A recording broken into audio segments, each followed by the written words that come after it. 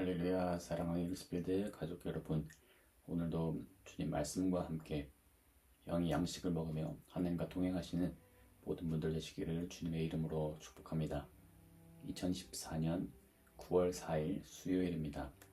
오늘 묵상 본문은 열왕기하 2장 15절에서 25절까지의 말씀입니다. 맞은편 여리고에 있는 선지자의 제자들이 그를 보며 말하기를, 엘리야의 성령이 하시는 역사가 엘리사 위에 머물렀다 하고 가서 그에게로 나아가 땅에 엎드려 그에게 경배하고 그에게 이르되, 당신의 종들에게 용감한 사람 50명이 있으니 청하건대 그들이 가서 당신의 주인을 찾게 하소서. 염려하건대 여호와의 성령이 그를 들고 가다가 어느 산에나 어느 골짜기에 던지셨을까 하나이다 하니라. 엘리사가 이르되, 보내지 말라 하나 무리가 그로 부끄러워하도록 강청하며 보내라 한지라. 그들이 50명을 보냈더니 사흘 동안을 찾되 발견하지 못하고 엘리사가 여리고에 머무는 중에 무리가 그에게 돌아오니 엘리사가 그들에게 이르되, 내가 가지 말라고 너희에게 이르지 아니하였느냐 하였더라. 그 성읍 사람들이 엘리사에게 말하되, 우리 주인께서 보시는 바와 같이 이 성읍의 위치는 좋으나 물이 나쁨으로 토산이 익지 못하고 떨어지나이다. 엘리사가 이르되, 새 그릇에 소금을 담아 내게로 가져오라 하매 곧 가져온지라. 엘리사가 물 근원으로 나아가서 소금을 그 가운데에 던지며 이르되, 여호와의 말씀이 내가 이 물을 고쳤으니 이로부터 다시는 죽음이나 열매 맺지 못함이 없을지니라 하셨느니라 하니, 그 물이 엘리사가 한 말과 같이 고쳐져서 오늘에 이르렀더라. 엘리사가 거기서 베델로 올라가더니 그가 길에서 올라갈 때에 작은 아이들이 성읍에서 나와 그를 조롱하여 이르되, 대머리여 올라가라, 대머리여 올라가라 하는지라. 엘리사가 뒤로 돌이켜 그들을 보고 여호와의 이름으로 저주하며 곧 수풀에서 암곰 둘이 나와서 아이들 중에 42명을 찢었더라. 엘리사가 거기서부터 갈멜산으로 가고 거기서 사마리아로 돌아왔더라. 아멘. 네, 오늘부터는 이제 본격적인 엘리사의 얘기가 시작됩니다. 엘리야는 하늘로 올라갔고 다시 엘리사에게로 리더십의 계승이 일어난 것을 오늘 확인할 수 있습니다. 그래서 15절부터 18절까지는 확실히 엘리야가 하늘로 올라갔음을 말해주는 사건이 등장하죠. 그래서 용감한 사람 50명이 그 엘리야의 흔적을 찾으러, 그를 다시 찾으러 가려고 했지만 그를 만나지 못했던, 찾을 수 없었던 이야기가 기록되어 있습니다. 그래서 확실히 엘리야는 하늘로 올라갔고 이제 엘리사에게 그 리더십의 지도자의 계승이 이루어졌다라는 것을 확실하게 말해주고 있는 부분입니다. 그래서 19절부터 또 오늘 본문인 25절까지의 말씀에는 엘리사가 확실히 엘리야를 대신한 하나님의 선지자 라는 것을 증명해주는 엘리사의 능력이 나타나 있습니다. 엘리사가 행한 두 가지 기적입니다. 19절부터 21절까지의 말씀에는 엘리사가 좋지 못한 땅을 고친 이야기가 나타나 있습니다. 이것은 엘리사가 여리고에 머무는 중에 있었던 사건입니다. 여기는 물이 나빠 토산이 익지 못하고 아주 척박한 그런 땅이었습니다. 여기서 토산이 익지 못한다라는 표현에 사용된 익지 못한다라는 이 단어는 불임과 유산을 뜻할 때 그리고 혹은 어린아이를 잃을 때 실제로 성경에서 사용되었던 그런 단어입니다. 불임과 유산, 어린아이를 잃을 때 사용되었던, 성경 속에서 사용되었던 단어를 지금 사용하고 있습니다. 그것을 토산이 익지 못한다라고 사용하고 있습니다.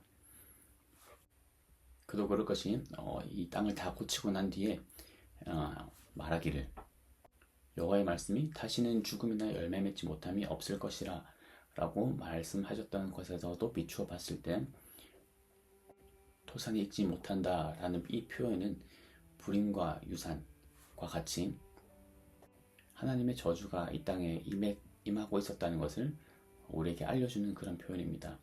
왜냐하면 구약시대 때는 아이를 낳지 못하는 것, 그리고 아이를 잃는 것은 굉장한 하나님의 저주라고 생각했기 때문입니다.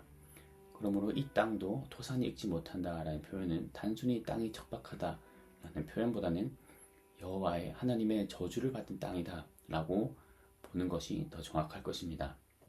그리고 이곳이 여리고라고 그렇게 기록되어 있는데, 여리고에 관한 성경 구약의 흥미로운 사건도 우리는 연결지어서 생각해 볼 수 있습니다. 여호수아, 우리가 잘 아는 여호수아는 이 땅에 대해서 성을 다시 재건하지 못하도록 저주하였던 바가 있습니다. 여호수아 6장 26절의 말씀에 그렇게 기록되어 있습니다. 그렇게 저주를 받은 땅이었는데, 아합 시대에 히엘이라는 사람이 성을 이 땅의 여리고 땅에 건축함으로써 그 저주를 실제로 받은 기록이 열왕기상 16장에 기록되어 있습니다. 16장 34절에 그렇게 기록되어 있습니다. 그래서 이 여리고에 사는 사람들이 이러한 언약의 저주 아래 놓여져 있었던 것으로 보입니다. 그리고 그것이 지속되었고 지금까지도 여리고에서 어떤 열매도 맺지 못하고 하나님의 저주를 받은 것과 같이, 불임과 같이 그런 땅이 되었던 것입니다. 그래서 엘리야는 땅을 치유하는 방법으로 새 그릇에 소금을 담아 가져오게 하여 물 근원에 소금을 뿌렸습니다. 소금이 특별한 의미가 있다기보다는 제사에서 정결 의식으로 사용되었기 때문에 선지자로서 행한 상징적 행위 가운데 하나로 보아야 합니다.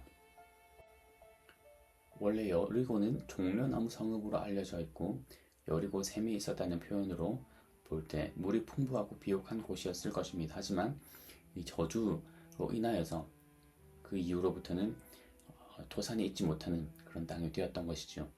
하지만 엘리사로 말미암아 죽음과 불임의 땅이 생명과 생산이 가능한 땅으로 회복되었습니다. 이를 통하여 엘리사는 엘리야를 계승한 선지자임이 입증되었던 것입니다. 엘리사가 엘리야를 계승한 선지자라는 것을 입증하는 또 하나의 사건이 23절부터 기록되어 있습니다. 작은 아이들이라고 불리는 이 아이들이 엘리사를 향하여 조롱을 합니다. 대머리에 올라가라, 대머리에 올라가라 라고 조롱하자 엘리사가 여호와의 이름으로 그 아이들을 저주하며 수풀에서 암곰 둘이 나와서 아이들 중에 42명을 찢은 일이 있었습니다. 이 일은 굉장히 가혹한 일처럼 보입니다. 하지만 여기서 작은 아이들은 일반적인 아이들보다는 비교적 젊은이에 가까운 아이들을 말합니다. 그리고 이들이 집단적으로 엘리사 선지자를 조롱했다는 것은 굉장히 의도적인 사건이었습니다. 대머리에 올라가라 라고 소리쳤던 것은 이 젊은이들이 엘리사를 머리카락으로 만든 옷을 입은 스승 엘리야와 비꼬면서 하늘로 올라가 하나님의 부르심을 받는 엘리야처럼 하늘로 올라가라 라고 조롱한 것일 수 있습니다. 머리카락으로 만든 옷을 입은 스승 엘리야와 대머리인 엘리사를 비교하면서 하늘로 올라가라고 비꼬았던 것이죠. 그리고 이 베델은 북왕국 이스라엘의 우상숭배 중심지였습니다. 그러므로 집단적으로 엘리사 선지자를 조롱했다는 것은 굉장히 종교적인 그런 하나님을 향한 모욕적인 말을 한 것입니다. 따라서 이 젊은이들이 집단적으로 엘리사를 조롱할 때 암곰이 나와 이들을 죽인 사건은 엘리사가 하나님의 종이라는 것을 한편으로는 증명하는 일이기도 합니다. 이뿐만 아니라 엘리사를 선지자로 세우신 하나님을 모독하는 행위에 대한 심판이기도 하는 것이지요. 이 본문을 통해서 우리가 생각할 수 있는 것은 첫 번째로 하나님의 권위입니다. 엘리사 선지자를 세우신 그 하나님의 권위, 그리고 그것을 조롱했던 젊은이들이 모두 죽임을 당한 그런 것을 보았을 때 하나님의 권위에 우리가 순복해야 함이 마땅하다는 것을 우리는 볼 수 있습니다. 그리고 두 번째로는 회복입니다. 하나님께서 여리고 땅, 저주를 받은 여리고 땅을 다시 엘리사 선지자를 통하여서 회복시키셨습니다. 이것은 하나님께서 우리에게 죄로 인한 저주로부터 우리를 다시 회복시키는 것을 보여주시는 것입니다. 그러므로 오늘 하루도 우리 인생 가운데 회복되어야 할 부분은 무엇인지 생각해 보시는 모든 분들 되시기를 바랍니다. 우리 가운데 회복되어야 할 영역은 무엇입니까? 그것은 관계의 회복일 수도 있고 하나님을 향한 사랑의 회복일 수도 있고 무너져 있는 모든 것에 대한 회복이 필요한 부분이 무엇인지 한번 생각해보고 오늘 말씀을 통하여서 위로와 힘을 얻으시기를 바랍니다. 하나님께서는 우리가 토산이 익지 못하는 곳에서 계속 머물러 있기를 원하시지 않습니다. 하나님께서는 우리에게 회복을 명하셨기 때문입니다. 그리고 이것은 하나님의 은혜로 하나님의 권위와 능력으로 능히 가능한 일입니다. 그러므로 우리 삶에 있어서 무너진 영역들을 다시 회복시키고 우리 삶에 있어서 깨어진 것들을 다시 접붙이고 회복하는 그런 하루가 되시는 모든 분들 되시기를 소망합니다. 하나님의 사랑과 하나님의 능력이 여러분의 깨어진 곳 그리고 무너진 곳에 다시 회복이 일어나게 되는 그런 역사가 있는 오늘 하루 되기를 주님의 이름으로 간절히 축복합니다. 기도하겠습니다. 하나님 감사합니다. 오늘 엘리사가 선지자의 지도자의 계승을 이루어낸 대표적인 사건 두 가지를 살펴보았습니다. 이 사건을 통하여서 하나님의 그 권위와 하나님의 능력이 어떠한지를 보게 하시니 감사합니다. 그리고 우리에게 회복을 명하신 하나님께 우리가 조금 더 믿음으로 나아갈 수 있는 그런 말씀 허락하여 주시니 감사합니다. 오늘 하루도 하나님의 능력과 권위를 인정하며 우리 삶 속에서 하나님의 통치를 선포하며 회복을 위해 나아가는 우리가 될 수 있도록 도와주시옵소서. 무너진 모든 영역 가운데 무너진 모든 신앙의 영역, 관계의 영역, 그리고 육신의 영역, 건강의 영역 모든 것에서 하나님의 회복을 바라고 기도하고 소망하는 우리가 되게 하여 주시옵소서. 그리고 뿐만 아니라 실제로 땅을 회복시키셨던 것처럼 우리 삶 속에도 그런 회복이 실제로 성취되는 역사가 있게 하여 주시옵소서. 감사드리며 예수 그리스도 이름으로 기도드렸습니다. 아멘.